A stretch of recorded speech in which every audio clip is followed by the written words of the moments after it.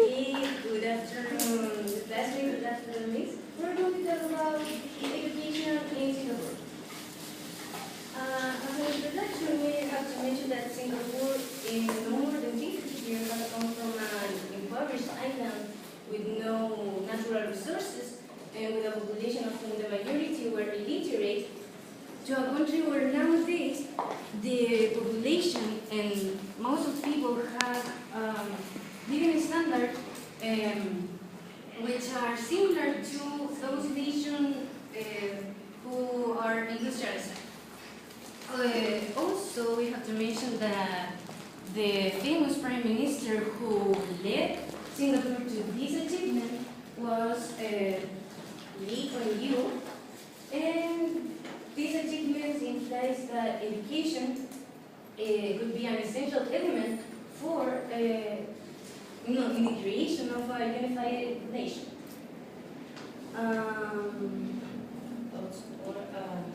Yes. Furthermore, the educational system has a consistent and outstanding program which teach mathematics and science.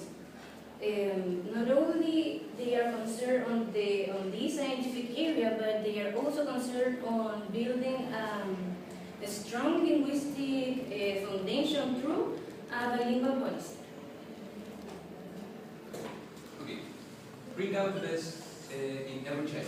This is the slogan of Singapore Education. Well, education in this country is managed by the Ministry of Education, and which role is to control the development and administration of funding that every state school receives. And in the other hand, it has an advisory and supervisory role when it comes from private schools. Well, apart from the academic curriculum, the students have the possibility of studying what they want. For example, they can study arts, music, and sports through co-curricular activities. And this is very important because they have the opportunity to develop their skills of leadership, and also they can experiment on other skills such as social-emotional competencies. Well, private school education. This has a fundamental role in the educational system of Singapore. They have 1 year of nursery and 2 years of kindergarten education. At this stage, students learn basic skills such as writing skills, and also they learn to talk.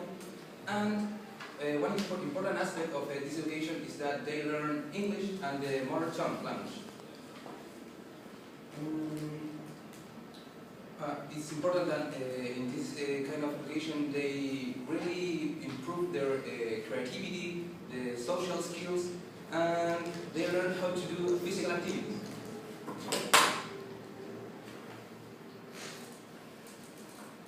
Well, the primary school education curriculum has a variety of subjects that are taught. Some of them are English language, mother tongue language, and mathematics. Although science is being slowly incorporated to this level at school. The aim of these subjects attempt to aid students to develop their problem-solving skills and their bilingual literacy. In addition to this, there are more co-curricular subjects that are taught, such as music, arts, character and citizenship education, physical education, and social studies, which have the particularity of exposing learners to other areas of the study, and that will help them to discover their interests and their talents, and also they will help them to acquire quite important knowledge and skills. They will help them to develop their personality, and they will help them to develop their sense of responsibility to society. Okay, the schools with special focus. Well, in spite of the fact Singapore has one of the best educational systems in the world, they have this condition that they left children with special needs behind. What I want to say with this, they have different schools. They do not integrate children with special needs in normal schools. They have different schools for children who have special needs. They can be physical or they can be mental handicaps.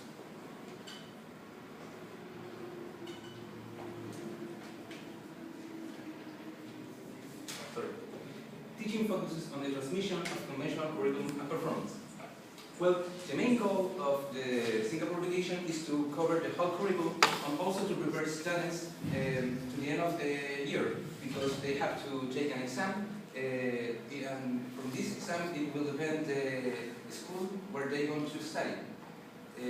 At the end of the year they have to take an exam, and depending on the results, they go to different schools depending on the results.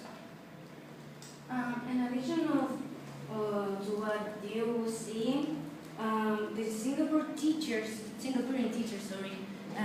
do not make use of contemporary teaching, educational teaching practices, or at least they make a little bit use of it. Furthermore, the teachers do not verify the students' previous knowledge. Nor do they pay attention. They don't pay attention to communicating learning goals or achievement standards.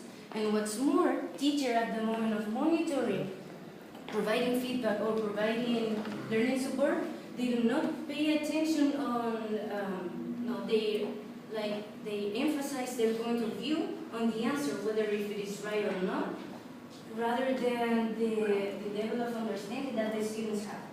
So they focus mainly on the results that the students have, rather than on the cognitive processes. And to sum up, we can say that Singapore has a pretty well-structured educational system, although it is pretty traditional and strict because of the teacher's role and the students' participation in class, because they do not participate much in classes, and that this country has shown to the world that this type of education is very suitable, at least for them, and that it can be implemented on schools. But for this to happen, this has to be done at an early age. And that's it.